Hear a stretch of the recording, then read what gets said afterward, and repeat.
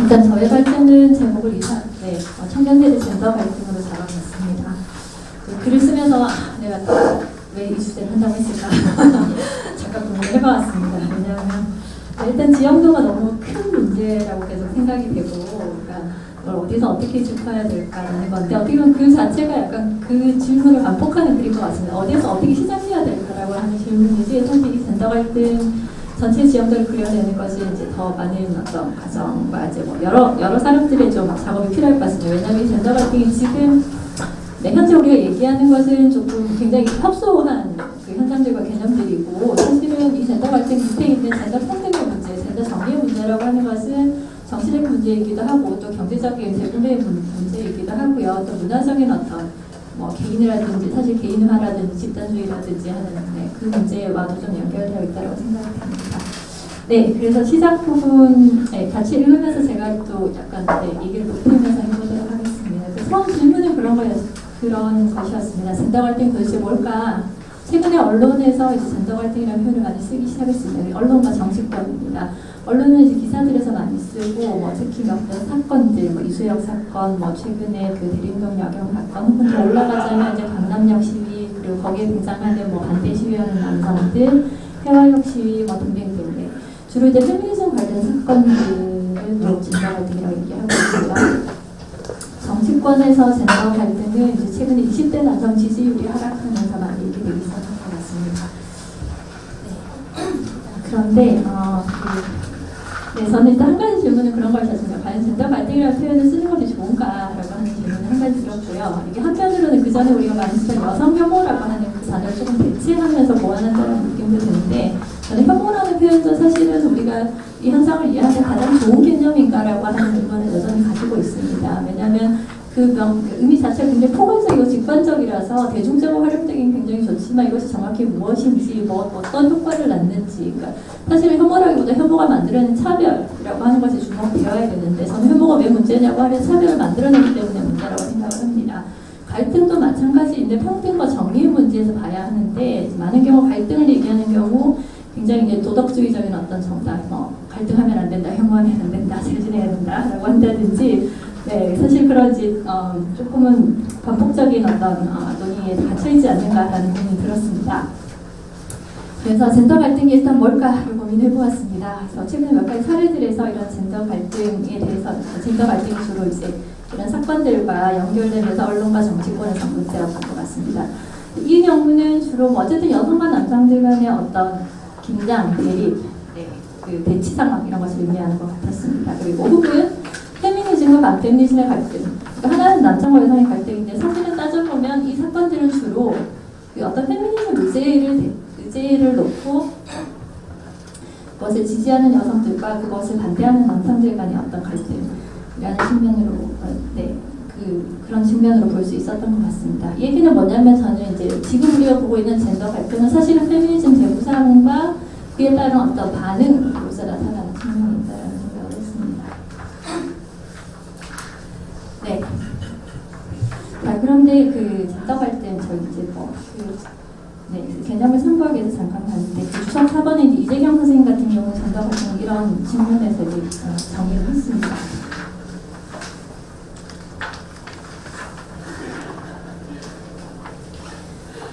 그래서 제가 얘기하고 싶은 게 뭐냐면, 사실 젠더는 저는 원래적으로 갈등적인 관계를, 젠더라는 개념 자체에는 이미 갈등적인 관계가 전제되어 있습니다. 그래서 젠더 갈등이라고 하는 말은 어떻게 보면 동어 반복이기도 하고, 정확히 이게 뭘까, 젠더 간의 갈등이라는 의미로 많이 쓰고 있지만, 사실은 젠더라고 하는 어떤 권력 관계의 구조와 장을 통과해서 일어나는 여러 가지 어떤 갈등적인 상호작용을 의미하는 것이 더 가깝고, 그것을 통해서 일어나는 모든 변화의 어떤 과정으로서 젠더 갈등을 이해해야 되지 않는가. 이게 쉽게 얘기하면 애들이 왜 싸우는가라고 하는 질문은 사실은 큰 의미는 없다라고 생각을 합니다.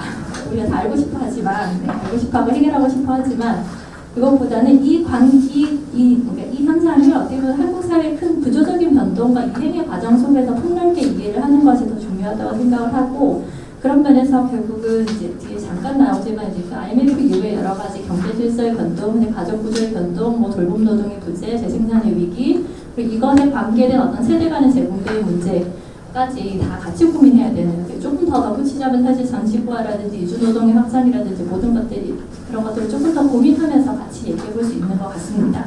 그리고 덧붙이자면 더 공공성의 개념이 결국 등장할 수밖에 없는데요. 왜냐하면 청년 세대에서 페미니즘을 둘러싼 갈등이 결국 공정한 거 아닌가라고 하는 문제로 현재는 진행되고 있기 때문인데 그 문제는 앞서 발제하신 이제 사회와 개인의 문제랑도 저는 조금 연결될 수 있다고 생각합니다. 왜냐하면 이 친구들이 상상하는 어떤 공정성이라고 하는 것은 소위 말하는 개인들 간의 공정한 게임이라고, 경쟁과 게임이라고 할 수 있는데 한국 사회에서 과연 개인이 있는가라고 하는 질문을 또 하게 되거든요. 혹은 이 친구들이 생각하는 개인이 뭔가 사실은 굉장히 집단주의적인 뿌리를 놓지 않으면서 남성들은 여성도 개인이다라고 얘기를 하는 것이고 그러니까 여성이 아니라 그냥 동등한 어떤 노동시장에서 경쟁 상대라고 하는 것이죠. 그렇다라고 하는 것은 결국 또 한국 사회가 뭔가 그러니까 한국 사회에서 어떤 사회적인 것에 부재랑도 연결이 되는 것이거든요. 그리고 그러니까 공공성이 아니라 공정성을 요구한다라고 하는 것이죠. 그러니까 공정인 것에 대한 개념은 또 굉장히 약해요. 약하고 집단주의가 공적인 것이라고 생각하고 개인은 사실 개인주의라고 생각하는 게 요즘 청년 세대의 어떤 특징인 것 같습니다. 아무튼 같이 해서 고민해보면 두루두루 좋을 것 같다는 생각을 했습니다. 네, 시간이 부족하죠.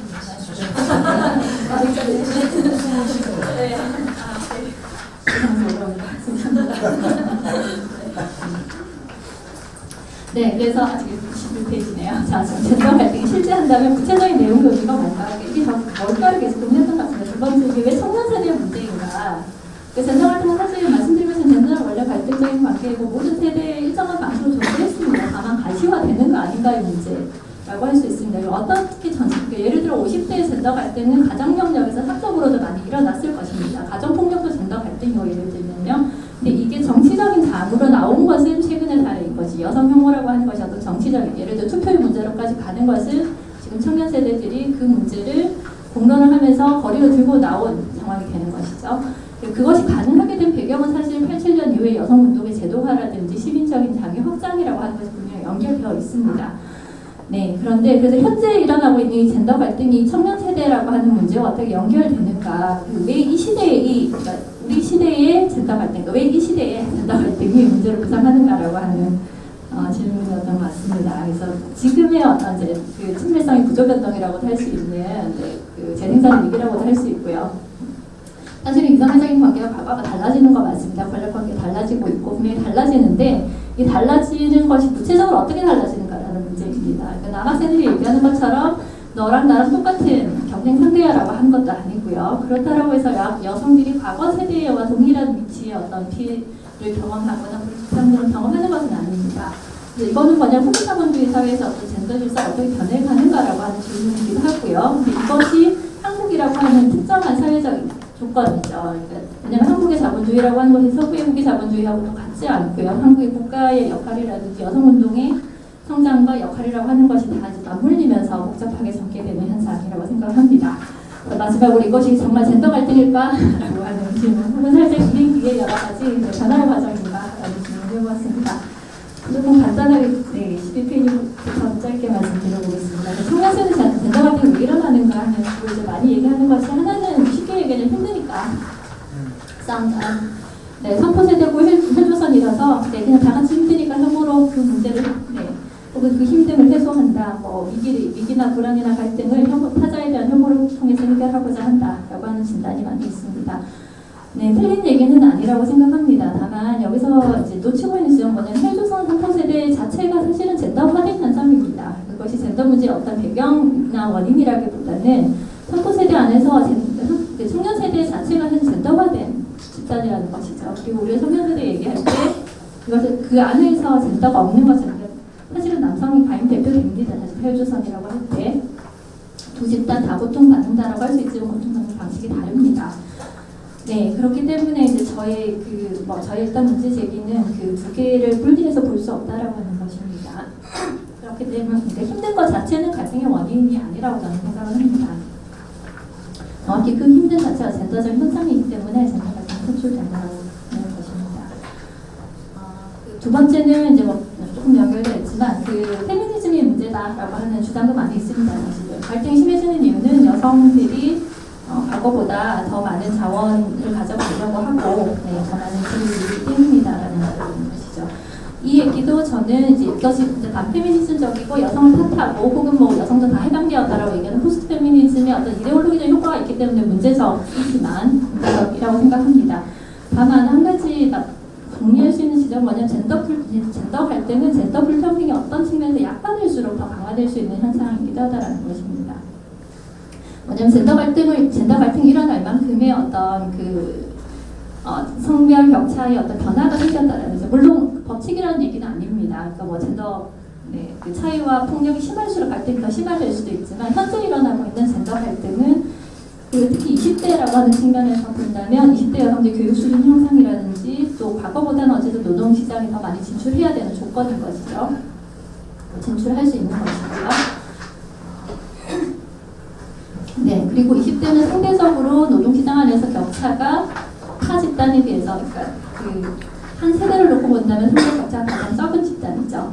왜냐하면 둘 다 아직 노동시장이 초기 단계에 있기 때문이죠. 근데 전체적으로 본다면 사실 노동시장에서 아직은 진입 단계에 있기 때문에 가장 낮은 위치에 있는 집단입니다. 그러니까 두 집단의 경쟁은 그래서 조금 다른 세대를 좀 소위 세대론의 문제는 많이 얘기하시겠지만 어쨌든 조금 분리해놓고 이 안에서 본다라고 한다면은 그런 측면에서 20대들이 서로 간에 인식하는 서로를 어떻게 인식하는가라고 할 때 남성들이 여성들을 인식할 때 피해자를 인식할 수 없는 이유에 대한 얘기입니다. 그리고 마찬가지로 여성들도 더 이상 피해자라는 사사만을 주장하는 것은 아닙니다. 이기겠다라고 하는 것과 나의 몫을 쟁취하겠다라고 하는 의지가 분명히 있습니다. 네, 그래서 청년 세대 젠더 갈등은 젠더 갈등의 이유로서 몇 가지 말씀드려보았습니다. 그리고 그럼 청년 세대의 젠더 갈등의 어떤 내용이나 특징은 무엇인가라고 했을 때 굳이 예를 들자면 이제 가족 내에서의 금전 시간 노동의 분배에 대한 것이기보다는 저는 특징 중에 한 가지는 뭐냐면 공적 영역에서 여성들의 지위라든지 여성들의 행위에 대한 어떤 평가와 공격이라고 생각이 됩니다. 그러니까 단적인 예를 들자면 김치녀, 된장녀 뭐 이런 단문이 한동안 인터넷에 많이 있었습니다. 이것은 어떻게 보면 여성에 대한 공격인데 이 여성 혐오의 특징은 뭐냐면 단지 여자라서 무시한다라기보다는 문제적인 여자라는 것이거든요. 행위를 적절하게 하지 못하는 여성들, 과도하게 소비한다든지 혹은 뭐 예를 들어 메르스 사태에서 나타났던 공공성을 지키지 않는 여성들입니다. 본인이 일단 잘못된 뉴스였지만 예를 들어 이 사례에서 뭐냐면 본인이 감염되었을 수 있지만 본인의 여행이 더 중요하게 여겨지는 여성이라든지 소위 개똥을 안 치운 여성이라든지 등등등 있는데 뭐냐면 공적 영역에 나와 있는 여성들인데 공적 영역에 있을 가치나 어떤 소위 시민적 덕성이 부족한 여성들로 묘사되는 것이죠. 그래서 여성 혐오 담론은 여러 가지 측면에서 분석할 수 있다고 생각이 되는데 한 가지 특징은 뭐냐면 어쨌든 저는 표면적으로는 어떤 본질론적인 기관에서 공격이라기보다는 행위에 대한 평가로 일어났다라는 것이죠. 네가 다 여자라서 내가 혐오를 하는 것이 아니라 네가 잘못된 행동을 하는 여자이기 때문에라는 것입니다. 그래서 일종의 교정하려고 하는 시도가 있습니다. 결론적으로 무엇인가라고 하면 김치녀 전쟁경 결국 그래서 당신은 공정 영역에서 활동할 어떤 가치가 없다라고 하는 것입니다. 사적 영역으로 돌아가시라라고 하는 것이죠. 자, 그 말은 결국 그래서 이 현상은 노동시장에서의 경쟁이라든지 여성의 소비력에 대한 어떤 견제가 된다라는 얘기를 할 수 있습니다. 유사한 사례 대림동 역경 논쟁이 있습니다. 그러니까 여기서 나타난 특징이 뭐냐면 우리가 이제 이 여성 혐오가 사실은 결국은 여성이라서 혐오하는 거 맞습니다. 그러니까 거의 본질론적인 혐오인 것은 맞는데 그러니까 문건이 구성되는 방식을 본다면은 본질론과 어떤 구성론이 이제 혼용되는 방식으로 나타난다는 것이죠. 그러니까 여성이라서 문제가 아니라 행동이 문제라는 것. 그러니까 대림동 역경 사건이 대표적인데 여기서 이제 논쟁은 이 여성이 경찰의 업무를 수행할 수 있는 것인가라고 하는 질문이었지만 그 업무의 요건은 생물학적인 차이와 연결되는 것이었거든요. 그러니까 얼마나 힘이 센가 쉽게 얘기하면 마치 신체적인 문제로 다시 혼합됐는데 좀 시간상 줄이자면 그런 얘기였던 것 같습니다. 우리 시대 여성 혐오 문법이 어떻게 구성되는가라고 했을 때 사실은 기존의 전통적인 여성 혐오, 여성이 남성보다 열등하다라고 하는 본질론적인 담론을 반복하되 그것을 보다 논리적이고 합리적인 방식으로 재구성하고 있다라고 하는 것이죠. 그러면서 결국 이제 여기서 대안이 무엇이 되었냐라고 하면은 그러니까 여성 예를 들어 경찰 조직에서 어떤 젠더 평등을 더 정교하고 풍요롭게 사유하는 것이기보다는 결국은 그냥 경찰 전체의 공권력 강화자라고 하는 결론으로 갔었거든요. 그러니까 그러니까 뭐 테이저건을 지급한다든지 더 많은 공권력 부여하는 것으로 되는 것이죠. 근데 여기서는 어떻게 보면 이제 젠더 갈등에서 나타나는 젠더 갈등이 다른 다른 문제들과 교차하는 지점들도 잘 나타나고 있습니다. 네. 네, 그리고 두 번째로 조금 넘어가 보면 현상 이제 지금까지는 젠더 갈등이 어떤 형식으로 나타나는가를 보았습니다. 두 번째 이제 우리가 조금 더 구체적으로 짚어본다면 이런 이제 어떤 지평 속에서 등장하는 한 가지 젠더 갈등의 한 가지 양식은 무엇인가라고 하면 남성 피해자 서사가 있습니다. 아까 말씀드린 것처럼 이제 공공성이라고 공정성이라고 하는 표현을 등장합니다. 젠더 갈등의 한 축을 구성하는 마페미즘 정서에는 모두가 힘든데 여성은 부당한 수혜를 받는다. 이게 뭐냐면 여기서 이제 페미니즘에 대해서 남학생들이 가장 반발하는 이유는 뭐냐면 여성들은 페미니즘을 이용해서 노동시장에서 어떤 혜택을 받는다라는 것이거든요. 여성 경찰 논쟁에서 가장 분노하는 지점은 뭐냐면 경찰이라고 하는 직종은 어쨌든 좋은 직업에 해당하고 모두가 들어가고 싶어하는 안정된 직종인데 여성이 능력이 없으면서 페미니즘 혹은 여성 정책에 힘입어 부당한 이익을 취했다라고 하는 것입니다. 자질이 없는 사람들이 몫을 가져갔다라고 하는 얘기인 것이죠. 그래서 여기서 페미니즘이 이제 불공정하다, 불공정 행위다라고 하는 비난을 받게 되는 것입니다. 이 유사한 논리가 이제 다른 많은 사례들에서 나타납니다. 여성 가족부에 대한 비판, 여러 가지 여성 평등 정책에 대한 비판들이 좀 등장합니다. 14페이지로 가시면 여기서 이제 결국 역차별 전형이 등장하는 것이죠. 남성뿐 쉽게 얘기하면 남성뿐만 남성 정책은 없지만 여성부와 여성 정책은 있는가라고 하는 겁니다. 남성들은 아무런 정책적 지원 없이 각자 도생이 힘들게 살아가는데 여성들은 페미니즘과 여성 정책을 통해 집단적 이해관계를 추구하게 되고 이를 통해 게임의 법칙을 왜곡한다는 비난이다.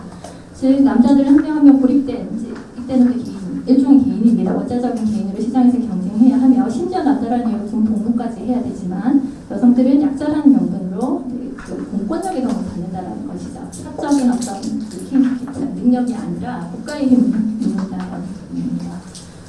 그래서 이런 유사한 인식은 일부에서 나타나는 페미니스트 약탈적 남론이죠. 남성의 몫을 뺏어간다라고 하는 것. 왜 뺏어가는 자가 되냐고 하면 계속 이 공적인 자원을 활용한다라고 하는 것, 정책의 힘을 누린다라고 하는 부분입니다. 자, 그런데 이 논리가 이러한데 저는 이제 왜 이렇게 인식하게 될까를 잠깐 그냥 궁금해서 생각을 해보았는데 한 가지는 그런 것 같습니다. 왜냐하면 우리가 이제 그런 보통 얘기하는 것이 그런 구조적인 불평등이라고 하는 것이 있지 않는가. 여성들이 역사적으로 누적된 불평등 그리고 아무리 남성들이 여성을 평등한 혹은 똑같은 사람으로 본다 할지라도 실제로 노동시장에서 여성은 여전히 불리한 상황인 것은 맞거든요. 네, 맞는데 그것을 왜 보지 못하는가라고 하는 얘기인데 한 가지는 그런 것 같습니다. 구조적 불평등은 사실 가시화하기 쉽지 않습니다. 대신 이런 정책이라든지 여러 가지 먼저 정책의 다시성이라고 하는 것이죠. 네, 여성 정책, 젠더 고용평등 제도 그리고 혹은 대학의 총유학생회라든지 혹은 지하철에 있는 여성 전용 좌석이라고 하는 것들은 가시성이 그것이 갖는 어떤 평등 효과보다 실제로 가시성 획득하는 가시성이 훨씬 높다라고 하는 것입니다. 네, 그래서 남성들이 피해 서사는 그런 식으로 그러니까 저는 이게 이제 일종의 포스트 페미니즘의 어떤 현상 중에 하나라고 이해할 수 있다고 생각합니다. 어떻게 소가시성이 되는 것이죠. 네, 그래서 여성들은 굉장히 많은 수혜를 받고 있는 집단인 것처럼 보여지게 됩니다. 동세대 특히 또래 20대 남성들에게 그렇게 느껴지게 되는 것이죠. 일종의 감각이라고 생각이 됩니다. 여기에서 이제 분대 문제까지 덧붙여지면 남성이 피해자라고 하는 서사가 나오게 됩니다. 분대는 이제 최근에 한국 여성정책연구원에서 나온 조사 결과가 흥미로운데요. 20대 남성들이 분대를 인식하는 관점이 그 전세대와 굉장히 다르다라고 하는 지적이 있습니다. 누구나 군대를 또 싫어하면서도 동시에 좋아하는 듯한 남성들이 약가적인 감정은 있지만 20대 남성의 경우에 뭐냐면 군대는 비용의 문제로 비난되기 시작합니다. 왜냐면 가기 싫은 이유가 뭐냐면 여러 가지 이제 힘들고 다 있지만 뭐냐면 갔다 와도 과거 세대만큼 보상이 없는 일인 것이죠.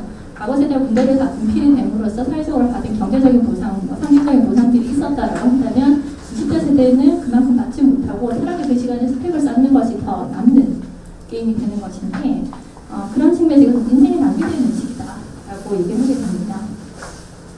네, 그래서 군대는 피해의 경험이 되는 것이 되고, 네, 비슷한, 네, 근데 이 피해는, 근데 뭐냐면 또 군대를 그러면 폐지하고 싶은가? 그렇지는 않습니다. 내가 갔기 때문에 어차피 남들도 가야 된다라고 생각을 하고, 뭐냐면 이건 비슷한데 경쟁도 굉장히 피곤해하지만 해야 된다라고 얘기를 해요, 20대들은. 왜냐면 고통이지만 이 고통을 똑같이 고통받고 그 중에 그래도 잘하는 사람이 이 고통에서 탈출하는 것이 가장 공정하다라고 하는 어떤 인식이 있습니다. 그래서 예를 들어 양심적 병행거부는 굉장히 또 반대하는 것이죠. 양심이라고 하는 개인적 이유 따위로라고 하는 네, 이 집단의 고통을 피해간다라고 하는 것은 네, 당연히 가혹한 처벌을 받아야 되는 사람들이 됩니다. 네, 그래서 한 가지 사례인데 결국 저는 이것은 남성들의 일종의 딜레마를 보여준다고 생각합니다. 어쨌든 과거와 달라지는 젠더 질서가 있고 그 안에서 본인들이 놓여있는 좌표를 사실 구조적으로 확인한다는 것은 너무 쉽지 않다고 생각을 합니다. 더구나 이건 여성들의 경우 이것이 가능한 것은 페미니즘이라고 하는 담론이 있기 때문에 사실 가능합니다. 집단적인 어떤 위치에서 스스로 인식한다라고 하는 것은 네, 약자이기 때문이기도 하고 하지만 약자는 사실 자체보다는 페미니즘이라고 하는 정치적인 해석의 장이 만들어가고 또 열려있기 때문에 가능한데 남성들은 네, 딜레마죠. 군대를 가고 싶은데 혜택은 없지만 군대 가야 되고 노동시장에서 기득권은 약화되지만 그래도 집에서 남성성은 여전히 생계 부양자와의 관계 속에 있고 혹은 달리 말하면 이제 남녀 모두가 사실 스스로를 부양하고 싶은 시대입니다. 그러니까 그 자족적인 개인이 되겠다라고 하는 그 모델은 없어지지 않죠. 각자 도생 무한 경쟁 힘들지만 포기할 수는 없습니다. 다 같이 해야 된다라는 얘기 하시죠. 결국 뭐냐면 이제 이런 상황 속에서 그 일종의 삶의 풍경이 굉장히 이제 저는 뭐 파편화된다라고도 할 수 있고 고립된다고 할 수 있는데 뭐냐면 저는 진공 상태에 놓여있는 사람들이라고 생각을 합니다. 20대들은 굉장히 좁은 세계에 있거니와 동시에 본인이 놓여있는 사회 문화적인 좌표에 대한 인식이 굉장히 약한. 그래서 내가 해야 되는 어떤 경쟁, 내가 감당해야 되는 어떤 뭐 불안 이런 것들은 있지만 이것이 놓여있는 사회 문화적인 그 지평을 잘 아직은 이해하지 못한 조금 공백 상태에 있다라고 저는 생각하고 있습니다. 그래서 해외조선을 살 수 있는 게 무엇인가라고 하면 나의 개인적인 노력이 되는 것이고 페미니즘은 어떻게 보면은 이제 본인들이 하는 노력 중에 한 가지인 것 같아요. 공정성. 왜냐하면 공정성이 왜곡되고 있는데 공정성을 지켜야 하고 또 공정성을 회복하는 노력이 되고 한편으로 남성들이 연대할 수 있는 것은 가장 쉬운 연대는 사실 당시 페미니즘 하나입니다. 왜냐하면 다른 문제에서 공통 이해관계가 잘 안 나오거든요. 군대를 폐지할 것도 아니고 노동시장에서 같이 더 좋은 잡을 만들기 위해서 싸울 것인가 어차피 그럼 또 거기서 경쟁해야 될 것이고 라는 상상력인가 생각이 듭니다. 하나만 더. 네, 포스트보디 그 세 번째 질문은 이제 결국 약간 제가 생각의 줄기를 따라가다 보는 게 한 가지 질문은 그런 것 같습니다. 결국 여성이 그런 포스트보디즘의 소유자인가 후기 자본주의에서 여성이 어떤 득을 받는가라고 하는 질문이 있습니다. 남성들이 왜 이렇게 왜곡해서 보는가라는 질문이 하나 있다면 실제로 여성이 어떤 이익을 받는가 저도 이제 한 번씩 그런 얘기를 지난 20년간 한국 사회에서 뭐라도 좋아진 집단은 여성밖에 없다 그런 얘기를 합니다. 쉽게 얘기하면 뭐냐면 노동자 계층은 굉장히 와해되고 비정규직화되고 결집되기 어려운 그 내부의 갈등 분열이 굉장히 심하고 전반적으로 삶이 나빠졌고 청년 세대 전 세대보다 훨씬 낮은 삶의 어떤 기대치를 갖고 있는 것이죠. 외국인 노동자 늘어나고 있고 그러면서 내국인 노동자 기득권이 위협받고 있다는 얘기도 하고요.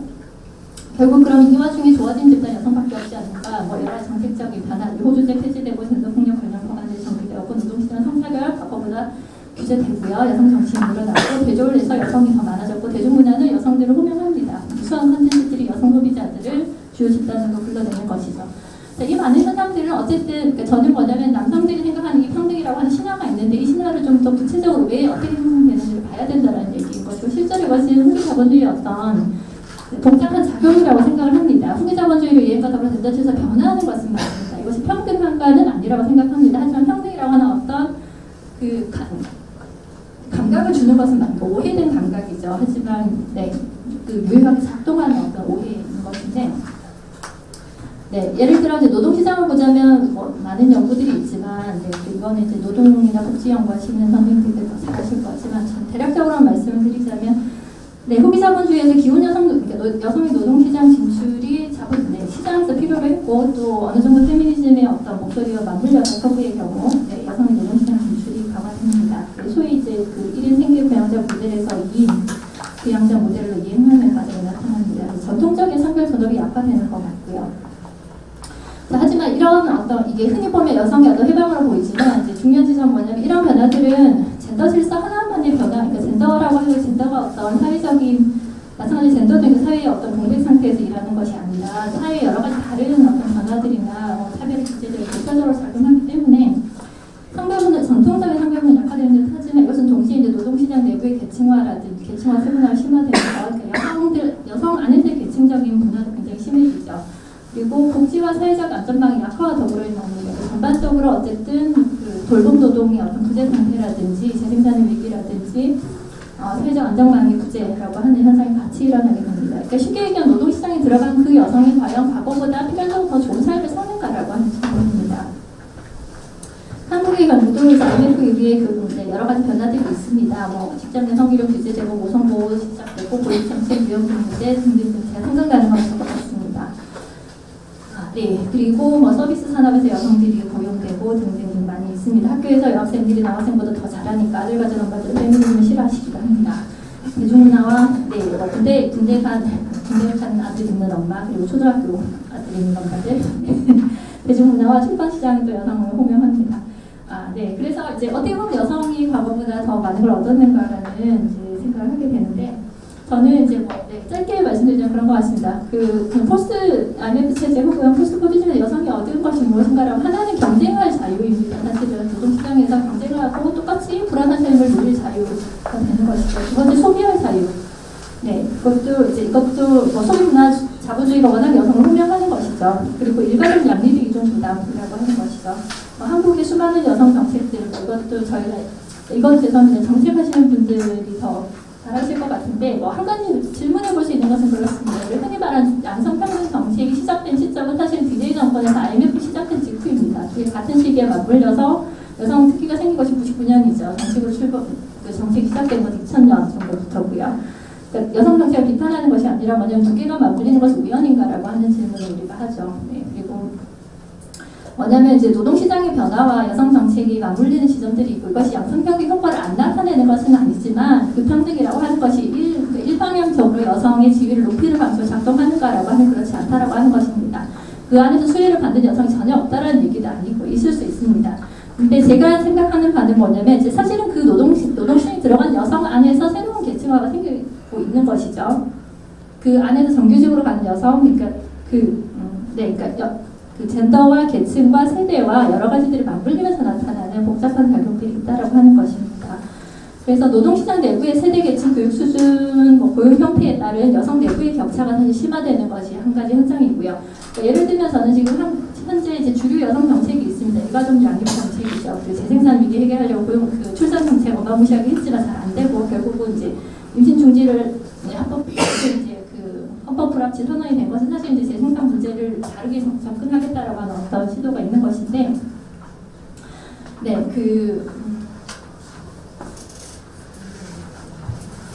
관련했습니다.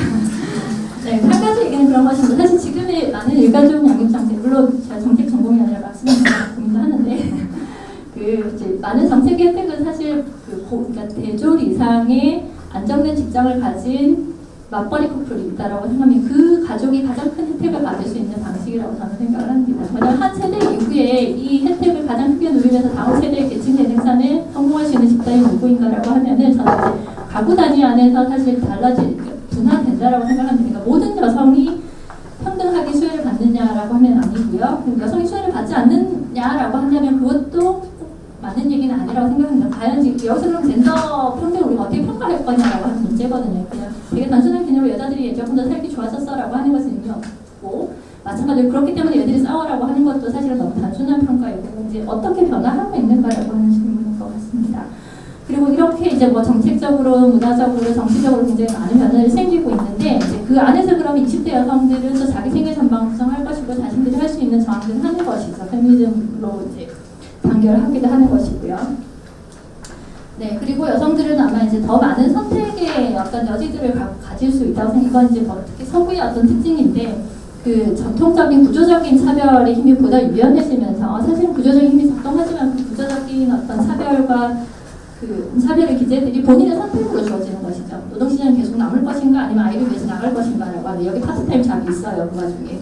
그러면 네가 풀타임 잡을 계속 유지할 것인가 아니면 아이를 키우면서 육아동 양육을 하기 더 좋은 유형 고용제를 선택하면서 임금은 조금 삭감하되 다른 삶의 기회를 누릴 것인가라고 하는 어떤 훨씬 다원화된 고용 정책과 그 보살핌의 어떤 그 선택지들이 등장하게 되는 것이죠. 앞으로의 노동시장의 젠더화는 그러면 그 여러 가지 기존의 여러 중층적 차별의 구조 속에서 또 여성들이 만들어낸 이 소위 선택해야 되는 것들 속에서 더해지면서 젠더 관계가 재구성되지 않을 것인가라는 생각도 생각한 것 같습니다. 네, 그래서 결론적으로 말씀드리자면 젠더 갈등이라고 하는 것은 남성과 여성 간의 갈등 자체라기보다는 젠더라는 규범과 힘과 행위의 축 속에서 혹은 그것이 형성한 어떤 행위와 저항의 장 속에서 일어나는 변화의 과정, 양상, 가능성, 효과 등을 진단하고 분석하는 범주로 이해되어야 한다고 생각합니다. 근데 젠더 갈등을 왜 연구하는가라고 했을 때 애들이 싸우는 게 안 좋으니까 혹은 싸우지 않았으면 좋겠으니까 하는 것이라기보다는 이 현상을 통해서 우리가 그 현재 한국 사회에서 젠더 질서가 어떻게 구성되어 있는지 그리고 어떻게 재구성되어 가고 있는지라고 하는 것을 좀 더 정밀하게 읽어낼 수 있어야 되지 않을까 생각합니다.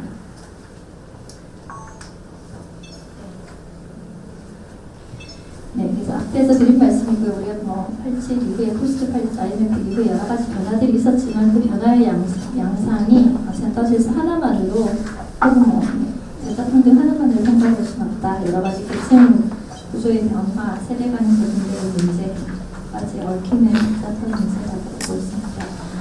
네, 그리고 결론적으로 결국 우리 시대 젠더 갈등은 어쨌든 특히 청년 세대로 와서 생각을 해보자면 여성과 남성 모두 대안적인 생애 서사를 필요로 하는 것은 맞습니다. 그리고 이것은 이제 조금 점핑하는데 새로운 시민권의 모델이기도 합니다. 예를 들어 군대와 회사가 남성 시민권의 토대가 되고 출산과 양육이 여성이 이른 시민권을 줬던 시대에서 이제는 달라질 수밖에 없는 것이고 달라지고 있고요. 그래서 예를 들어 낙태죄 헌법 불합치 결정은 사실 출산이 여성 시민권의 어떤 전제 조건이 아니라 이제 시민권을 행사할 수 있는 여성들이 뭐냐면 임신 중지는 시민권이 있는 여성들이 할 수 있는 것이죠.